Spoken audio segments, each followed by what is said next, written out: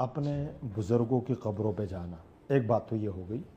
دوسرا رشتہ داروں کے ہاں، اس سے پہلے میں ایک روایت آپ کے سامنے رکھ دوں جو فضل اعمال، جو ہمارے عام تبلیغی جماعت کے جو کتاب ہے فضل اعمال، اس کے اندر ایک حدیث ہے کہ حضور علیہ الصلوۃ والسلام نے فرمایا کہ رمضان میں تمام لوگوں کی شفاعت ہو جاتی ہے مگر 3 قسم کے لوگ ہیں جن کی شفاعت کی شب میں، اور ان کو پتہ ہی نہیں ہوتا تھا کہ یہ ہمیں ضرورت کی چیزیں کون دے کے جاتا ہے۔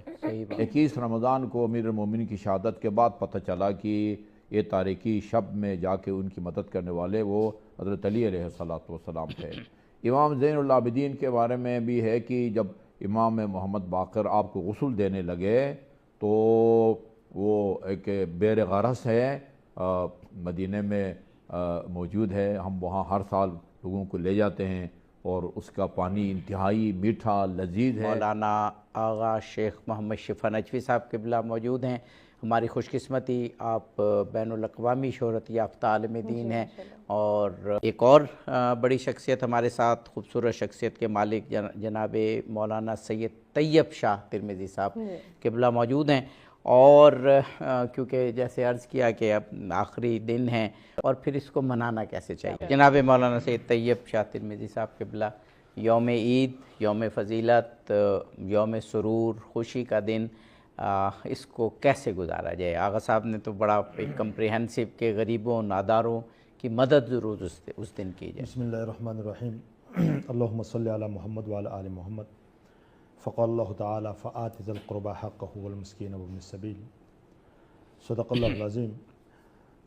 عبدی صاحب، اصل میں عید کا معنی ہوتا ہے بار بار آنا، لغت میں اس کا معنی یہ ہے، اور عام طور پر عید ایک خوشی کا دن ہے، اور جس طرح غاصب نے فرمایا کہ خوشی وہ منائے جس نے رمضان المبارک کے روزے اس انداز سے رکھے ہو جس انداز سے رکھنے کا حق ہے۔ اور جس طرح حضور علیہ الصلوۃ والسلام نے فرمایا کہ من صام رمضان ایمانا و احتسابا غفر له ما تقدم من ذنبہ، کہ رمضان کے مہینے کے روزے جو ایمان اور احتساب کے ساتھ رکھے گا اس کے پچھلے سارے گناہ معاف ہو جائیں گے۔ سبحان اللہ۔ اب جس طرح عید کے بارے میں بتایا جاتا ہے کہ عید کے دن ہم کیسے گزاریں، تو ان میں سب سے پہلی بات یہ ہے، سب سے پہلی بات کہ ہم رشتہ داروں کے ساتھ اچھا، وقفے کے بعد یہیں سے آپ کی گفتگو کہ عید کا دن کیسے گزاریں، یہیں سے ہم انشاءاللہ متصل کریں گے۔ جی ناظرین، گفتگو کا سلسلہ جاری رہے گا۔ ابھی ہمارے کچن سیگمنٹ لذت افطار کا وقت ہوا ہے، آئیے وہ دیکھتے ہیں۔ جی ناظرین، مرحبا، افطار ٹرانسمیشن کا سلسلہ جاری ہے۔ وقفے کے بعد ایک مرتبہ پھر سے آپ کو کہیں گے خوش آمدید۔ جی حقیقی عید کیا ہے؟ جی، حقیقی عید کس کی ہے؟ حقیقی عید کیسے منائی جائے؟ جناب مولانا آغا شیخ محمد شفا نجفی صاحب نے اپنا پوائنٹ آف ویو دیا، بلکہ اسلامی پوائنٹ آف ویو دیا، بڑا جامع۔ اور اب جناب مولانا سید طیب شاہ صاحب ترمذی، وقفے سے قبل آپ نے سوال کا جواب شروع کیا تھا کہ وقفہ آ گیا، ہم نے وعدہ کیا تھا کہ گفتگو کو یہیں سے متصل کریں گے۔ جناب مولانا بسم اللہ الرحمن الرحیم، جس طرح میں نے عرض کیا کہ عید تو وہ گزاریں گے جس نے رمضان کے روزے رکھے ہوں، اور یہ اللہ رب العزت کی طرف سے یہ اسی امت مسلمہ کے لیے، یعنی اللہ تعالیٰ کے حکم کے مطابق پورے رمضان کو صبح سے لے کر مغرب تک ایک اللہ تعالیٰ کے حکم کے مطابق کھانے پینے سے اپنے آپ کو روکنا، اور تنہائی میں بھی اللہ رب العزت سے ڈرنا۔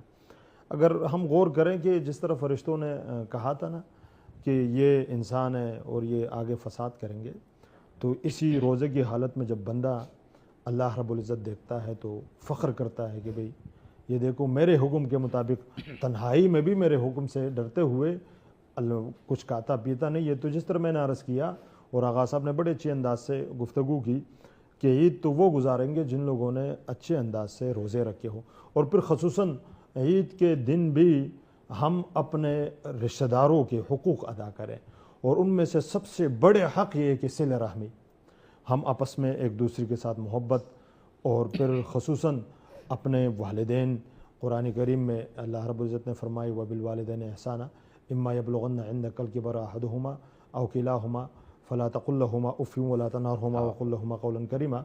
رشتہ داروں کے بھی حقوق ہے، اور اس طرح ہم والدین کی رضامندی کا بھی خاص خیال رکھیں۔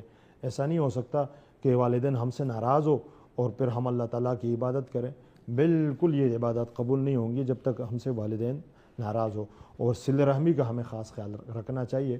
اور اسی انداز سے جب ہم عبادت जो हुकूकुल्लाह के साथ साथ हुकूकुल इबाद का भी खसूसन हमने अहतमाम करना है। तो फिर जो ईद होगी वो खुशी की होगी, और फिर ये हकीकी ईद यही होगी कि भाई हम ईद के दिन भी अक्सर हमारे यहाँ जो नौजवान हैं रमज़ान के महीने में जिस तरह इबादत करते हैं, 5 वक्त की नमाज़ पढ़ते हैं और कुरान करीम की तिलावत करते हैं, ईद के दिन भी यही खुदा होता है, यही अयाम होता है। लेकिन हम क्या करते हैं, बस हम तो आज़ाद हो गए हैं, मतलब घूमना फिरना, फजूलियात, गाने बजाने, यानी वो अपनी पुरानी डगर पे चल पड़ते। नहीं, तो ऐसा नहीं होना चाहिए। ये जनाब मौलाना आगा शेख मोहम्मद शिफा नजफी साहब किबला, मेरा अगला सवाल भी आपसे मुझे यही करना था, लेकिन उसका बड़ा अच्छा लिंक मौलाना साहब ने दे दिया कि देखिए ईद है खुशी का दिन। तो अगर हम जो मौलाना साहब कह रहे हैं कि जिस तरह हम गुजारते हैं या जो हमारा ख्याल है, तो उस दिन तो ये जो 5 नमाजें हैं उनमें से भी एक आध की छुट्टी हो जानी चाहिए थी।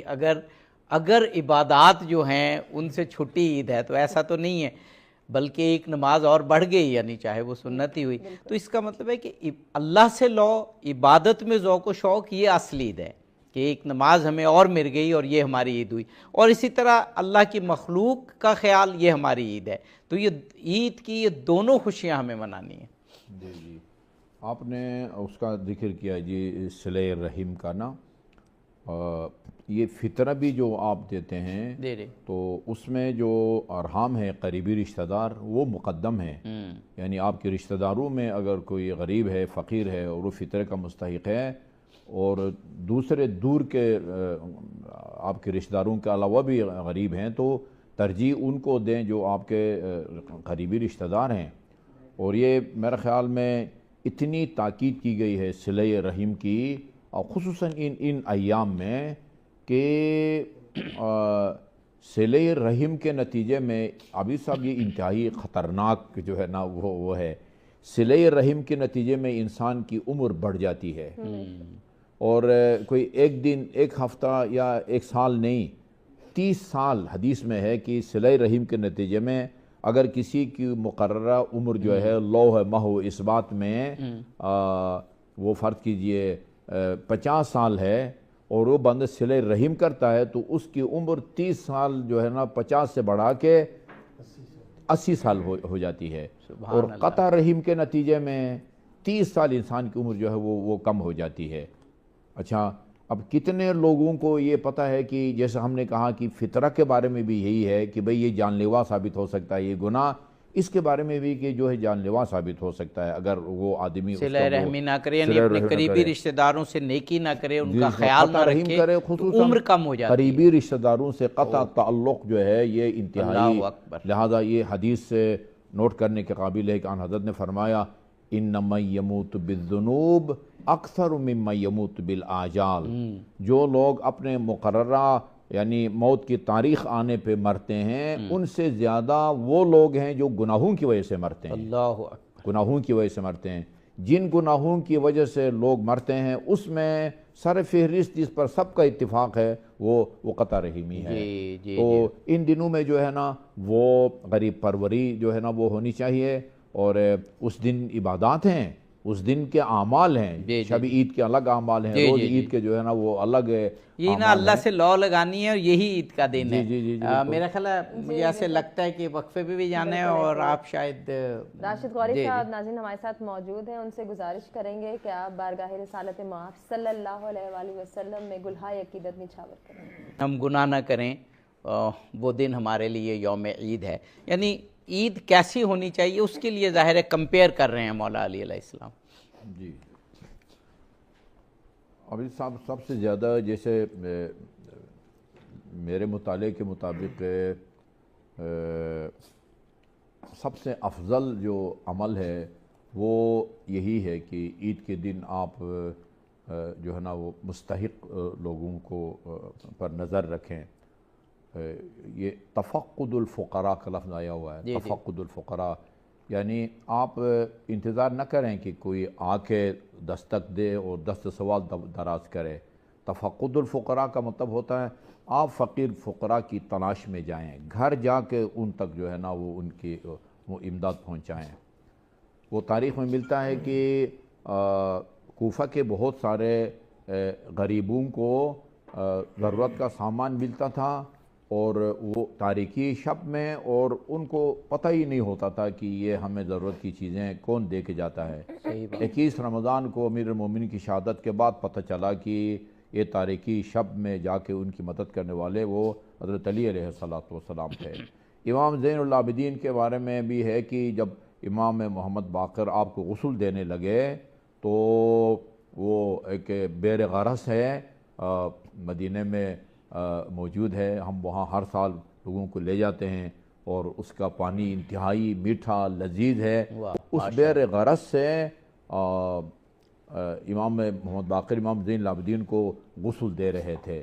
اچھا، پچھلے سال عابدی صاحب، میں موضوع سے ہٹ رہا ہوں، اس سے میں کافی سالوں سے جا رہا ہوں، تو پچھلے سال میں نے دیکھا کہ بالکل اس بیر غرس کے سامنے ایک بہت بڑا بورڈ لگا ہوا ہے، عربی میں بھی وہ روایت موجود ہے، انگلش میں بھی ترجمہ ہے، کہ اس میں لکھا ہوا کہ یہ وہ چشمہ ہے کہ جس کے بارے میں رسول خدا نے حضرت علی کو وصیت کی تھی کہ جب میں اس دنیا سے جانے لگوں تو اس چشمے کے پانی سے مجھے غسل دینا۔ بڑی طولانی روایت ہے، اور کتاب کا حوالہ بھی جو ہے نا وہ دیا ہوا ہے۔ ماشاءاللہ۔ تو جب امام محمد باقر اس بیر غرض سے غسل دے رہے تھے امام زین العابدین کو، تو لوگوں نے دیکھا کہ جو امام کی مدد کر رہے تھے غسل میں، تو آپ کے پشت پر نشان تھے کچھ۔ تو امام سے پوچھا گیا محمد باقر علیہ السلام، یہ نشان کس چیز کے ہیں؟ تو فرمایا یہ جو تاریکی شب میں وزنی کھانے پینے کی چیزیں اٹھا کے تقسیم کرتے تھے مدینہ کے گلیوں میں، یہ جو ہے نا ان کا نشان ہے۔ آپ اندازہ لگائیں کہ ایک مرتبہ 15-20 کلو اٹھا لینے سے اس طرح نشان نہیں پڑتے۔ اس کا مطلب ہے کہ امام کا یہ معمول تھا کہ غریبوں کی مدد کی جائے، تفقد الفقراء والمساکین، یعنی ان کو تلاش کر کے ان کے گھر جا کے ان کی امداد کرنا۔ اور بلکہ امام زین العابدین شکریہ ادا کرتے تھے امداد کے لیے آنے والوں کا، فرماتے تھے کہ یہ وہ بندہ ہے کہ جو یہ ضرورت کا سامان وہاں لے کے جا رہا ہے اپنی پشت پہ اٹھا کے جہاں مجھے اس دنیا سے بھی زیادہ اس کی جو ہے نا وہ ضرورت پڑے گی، مجھے اس کا شکریہ ادا کرنا چاہیے۔ سبحان اللہ، سبحان اللہ۔ جی اور میں آخر میں عرض کروں کہ سب غریبوں کا خیال رکھنا چاہیے، خصوصاً سادات کا۔ میں سمجھتا ہوں غریب سادات کی امداد جو ہے نا انسان کو اڑا کے جو ہے نا قبر سے باہر جنت کے اعلیٰ مقامات تک جو ہے نا وہ پہنچا۔ یہ ہمارے ساتھ اس وقت ہماری خوش قسمتی کے ایک جید عالم دین موجود ہیں جو نان سادات ہیں، اور ایک جید عالم دین موجود ہیں جو سادات ہیں، لیکن دونوں علماء کرام اس بات پر متفق ہیں کہ سادات کرام کا خیال رسول اللہ پاک کے حق کو دیکھتے ہوئے ضرور کرنا چاہیے۔ جناب مولانا سید طیب شاہ صاحب ترمذی، ہمارے معاشرے میں جو مثبت روایات ہیں ان کی قدر بھی کرنی چاہیے، جو نہیں ہیں اور ہونی چاہیے ان کے بارے میں تو ضرور کہنا چاہیے، لیکن جو اچھی روایات ہیں ان کو اپریشیٹ ضرور کرنا چاہیے، خاص طور پر علماء کرام کی طرف سے۔ عید کے دن جو آپ فرما رہے ہیں، ابھی بھی ہمارے معاشرے میں بر صغیر پاک و ہند میں اور پھر خاص طور پر پاکستان میں 2-3 روایات تو ہیں۔ ایک تو یہ کہ اپنے مرحومین کو یاد کیا جاتا ہے، لوگ نماز عید کے بعد عموماً قبرستان جاتے ہیں اور وہاں پر فاتحہ پڑھتے ہیں، اور ایک یہ روایت، اور ایک اپنے عزیزوں اور رشتہ داروں کے گھر آتے ہیں۔ اگر اس میں اسراف نہ ہو، اس میں شریعت کا دائرہ نہ ٹوٹ رہا ہو، تو یہ کچھ رسومات تو ہیں ہمارے ہاں جو اچھی ہیں۔ جی بسم اللہ الرحمن الرحیم۔ عبدی صاحب، جس طرح آپ نے عرض کیا کہ اپنے بزرگوں کی قبروں پہ جانا، ایک بات تو یہ ہو گئی۔ دوسرا، رشتہ داروں کے ہاں۔ اس سے پہلے میں ایک روایت آپ کے سامنے رکھ دوں، جو فضل اعمال، جو ہمارے عام تبلیغی جماعت کے جو کتاب ہے فضل اعمال، اس کے اندر ایک حدیث ہے کہ حضور علیہ السلام نے فرمایا کہ رمضان میں تمام لوگوں کی شفاعت ہو جاتی ہے، مگر 3 قسم کے لوگ ہیں جن کی شفاعت پھر بھی نہیں ہوتی ہے۔ وہ ایک لمبی حدیث ہے کہ حضور علیہ السلام ممبر پر جب جلوہ افروز ہوئے اور 3 مرتبہ فرمایا کہ آمین آمین، تو لوگوں نے پوچھا یا رسول اللہ یہ آمین کس چیز کا تھا؟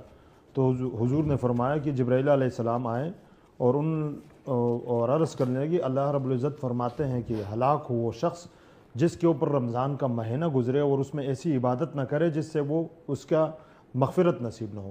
دوسرا، وہ شخص جس کے والدین میں سے، جس طرح پہلے میں نے عرض کیا کہ وہ بالوالدین احسانا، جس کے والدین میں سے کوئی بھی بڑھاپے کی حالت تک پہنچے اور آپ ان کی ایسی خدمت نہ کرو جس سے آپ کی شفاعت نصیب ہو اور آپ کو جنت ملے۔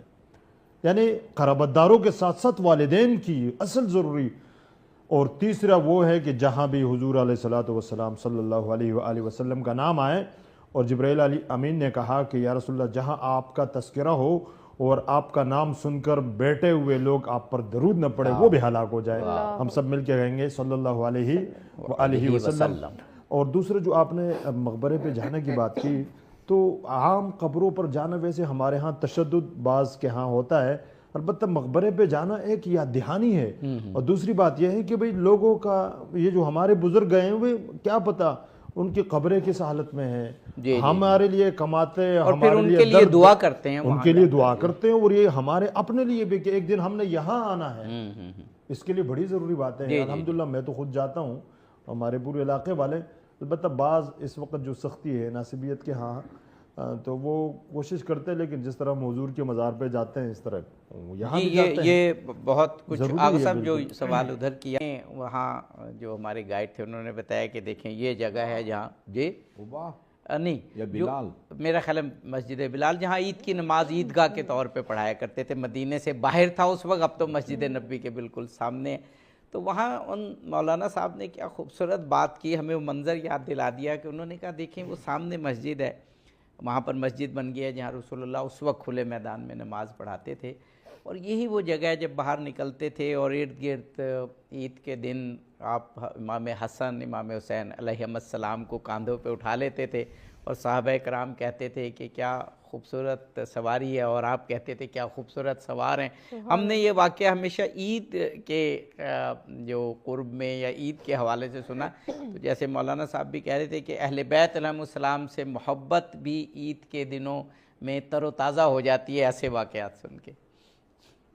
جی اس میں کوئی شک نہیں ہے عبدی صاحب کہ یہ جو دعا یہ قنوت ہے اس کے اندر خصوصیت کے ساتھ جو ہے نا وہ اہل بیت کا ذکر ہے, جو ہم عید میں پڑھتے ہیں, والعظم واہل الجود والجبروت اس کے اندر ہے. اور اس کے اندر ہمارے فقہاء نے روایات کی روشنی میں یہ لکھا ہے کہ عید کی نماز میں باضابطہ طور پر اہل بیت کے فضائل بیان کیے جائیں, حتیٰ یہاں تک ان کے مصائب کا بھی ذکر ہے. بے شک عید کا دن ہو لیکن ان پر جو مظالم ہوئے ہیں اس کا بھی جو ہے اس میں تذکرہ ہونا چاہیے. یہ ہمارے یعنی نماز عید کے خطبے میں اہل بیت کی شان اور ان کی جو مظلومیت کے واقعات ہیں ان کو بیان ہونا چاہیے. تو عابدی صاحب میں نے ابھی بہت کوشش کی کہ میں اس واقعے کو فی الحال بیان نہ کروں بلکہ روایت کو, لیکن میرے خیال میں بہت ہی اہم ہے. اور یہ رسول کریم صلی اللہ علیہ وسلم کی حدیث ہے کہ لا يتکرم الرجل بکلمۃ حق اخذت بها الا وله اجر من عمل بها. جو آدمی کسی کار خیر کی دعوت دیتا ہے اور لوگ اس کار خیر پر عمل کریں تو اس سے کار خیر کو بیان کرنے والے کو اتنا اجر ملتا ہے جتنا سن کے عمل کرنے والوں کو جو ہے ملتا ہے. اس لالچ میں اس کو بیان کرنے لگا ہوں. ضرور, ہمارے پاس وقفے سے قبل 3 منٹ اور میرے خیال میں ایک شخص جو ہے وہ میں سادات کی مدد کی بات کر رہا تھا. اس تقریباً ہر سال حج کے لیے جاتا تھا وہ بندہ نا, غالباً علی ابن یقین تھے. تو ایک سال اس کی سواری جس پر سوار ہو کے جاتا تھا وہ مر گئی. وہ سواری کے پیسے لے کے جا رہا تھا جہاں پر یہ اونٹ یا اس زمانے میں گھوڑے جو بھی سواری کے طور پر استعمال ہوتی تھی. راستے میں اس نے شاہ صاحب دیکھا کہ وہ ایک کوڑے کے اوپر جو ہے نا مرغی مری پڑی ہے, اور اس کے سامنے ایک برقپوش خاتون اس کو جا کے اٹھاتی ہے اور دیوار کے ساتھ بیٹھ کے اس کی صفائی شروع کر دیتی ہے. تو اس نے پوچھا کہ بی بی یہ کیا کرنے لیں؟ کہا کہ اس کو صاف کر کے جو ہے نا وہ کھانے کے لیے لے کے جا رہے ہیں. کہا کہ آپ مسلمان ہیں یا غیر مسلم ہیں؟ کہا کہ الحمدللہ میں مسلمان ہوں. تو اس نے کہا کہ یہ تو اسلام میں حرام ہے مردار کا گوشت کھانا, حرمت علیکم المیت والدم ولحم الخنزیر. اس نے کہا مجھے مسئلہ بھی آتا ہے. اس کا تجسس بڑھ گیا اور کہا کہ مجھے رات بتائیں کہ آپ مسلمان بھی ہیں اور آپ کو پتہ بھی ہے کہ مردار کا گوشت حرام ہے تو کیوں کھانے پر مجبور ہیں؟ کہا کہ میں ایک بیوہ سیدانی ہوں اور میری 3 بیٹیاں ہیں. ہمارے دن فاقوں کا آج 3را دن ہے. میں اس نتیجے تک پہنچی ہوں کہ اگر میں نے اس میں سے چند بوٹیاں نہ کھائیں, پیٹ بھر کے نہیں کھانا ہوتا, جان بچانے کے لیے جو ہے نا کہ موت کا خطرہ ٹل جائے, میں اس لیے. اس نے کیا کیا, جتنے پیسے سواری کی خریداری کے لے کے گیا تھا وہ سارے پیسے اس کے حوالے کر دیا. اس سال سواری نہیں خرید سکا, حج اس کا ناغہ ہو گیا. हसरत दिल में रह गई कि भाई इस साल हज नहीं हो सका। हुज्जाज किराम जब हज करके वापस आए, मुस्तहब है कि हुज्जाज जब हज करके आएँ तो आप उनकी ज़ियारत के लिए जाएँ, उनके घर जाए ना, वो आप जमजम पिएँ, खजूर पिएँ। और रिवायत मैंने देखी है आबिद साहब जो हज से वापस आते हैं ना, अगर आप जाकर उनके लबों का बोसा लेते हैं ना, आपको हजर अस्वद का बोसा देने का अजर और सवाब मिलता है। अच्छा, ये मिलने गया हाजियों से, तो किसी ने कहा कि भाई हमने आपको तवाफ़ के दौरान देखा है, किसी ने कहा जन्नतुल बकी में देखा है, किसी ने कहा मशअरुल हराम में, किसी ने कहा अरफात में। ये रिवायत बताती है कि असल में ये तो नहीं जा सका था। उस सईदानी की मदद की वजह से अल्लाह ताला ने इसके हमशक्ल फरिश्ते को पैदा किया और उससे कहा कि क़यामत तक जो है ये हज के लिए जाए या ना जाए, तुम हर साल इसकी तरफ से जो है जाके बैतुल्लाह के वो हज करो। क्या बात है, वाह। गरीब परवरी खुसूसन, हाँ, गरीब सादात की। अब ये एक इस तरह की और भी रिवायात हैं कि यानी सब गरीबों का ख्याल रखना चाहिए, खुसूसन सादात किराम की जो है वो बहुत फजीलत है, उनकी तैयब मदद शाह की साहब जाए। गिलानी ने उसकी वजह भी बयान की ना, और आपने भी कि ज़कात उन पर हराम है और उनको मुआशरे में ख़ास अहमियत हासिल है, तो इसलिए उनका ख्याल रखना ज़रूरी है। मेरा ख्याल है जी ब्रेक की जाने बढ़ना है। नाज़रीन ब्रेक के बाद हाजिर होते कंटिन्यू करते हैं। जी नाज़रीन, मरहबा, इफ्तार ट्रांसमिशन में एक मरतबा फिर से आपको कहेंगे खुशामदीद। जी, किसी भी तौर ये आखिरी साआतें हैं माह रमज़ान की, वक्फे से कबल उलमा कराम बता रहे थे कि वक्फे के बाद वो क्या कहेंगे, लेकिन मैं अर्ज़ करूँगा क्योंकि आखिरी साआतें हैं, हमें अब ये एक ख़ुलासे के तौर पे 2-2 मिनट हैं कि माह मुबारक रमज़ान की बरकतें जो हमने समेटी और ये जो हमारे एक लाइफ साइकिल था, इसको ईद के दिन और ईद के बाद कैसे बरकरार रखें। आपकी तजावीज़, आपकी नसीहतें 2-2 मिनट के लिए। मैं तो आगाज़ साहब की बात को आगे लेके हुए चलूँगा, और इससे पहले एक अर्ज़ ये है कि मैं ईद के नमाज़ पढ़ाने वाले उलमा जो उर्दू में खुतबा या पश्तो में देते हैं, वो लोगों को सियासी गुफ्तगू न करे। मैंने देखी है, सियासी गुफ्तगू की बजाय उनको सिले रहमी सिखाएं, वालिदैन की मोहब्बत, उनकी अज़मत। दूसरी बात, आगा साहब ने जो तज़किरा किया जिस किस्से का सैयदज़ादी का, उनके साथ ताउन का, तो हमारे कुतुब और तारीख़ में है कि उस सैयदज़ादी ने जब दुआ की हशरकल्लाहु मअ जद्दिना, अल्लाह रब्बुल इज़्ज़त तेरा हशर क़यामत के दिन हमारे जद के साथ करे, तो हम भी उन तमाम, मेरा दिल चाहता है कि मैं गुनहगार हूँ, लेकिन हमारी यही दुआ होती है कि जो अहले बैत से खुसूसन सादात से अक़ीदत और प्यार करते हैं, अल्लाह ताला उनका हशर हुजूर अलैहिस्सलातु वस्सलाम के साथ और उनके अहले बैत के साथ करे।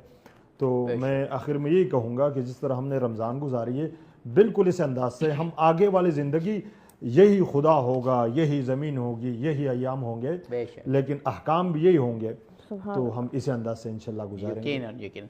आगा साहब, जब उलमाए कराम पुरखुलूस उलमाए कराम को नसीहत करते हैं, मैं आपको गारंटी से बताता हूँ लोगों पर असर होता है। सच टीवी मीडिया के ज़रिए जो बात करता है माह रमज़ान की तरबियत को सारा साल कैसे बरकरार रखें, ईद के दिन और ईद के दिन के बाद, लेकिन आपके पास हैं हमारे लिए 2 मिनट।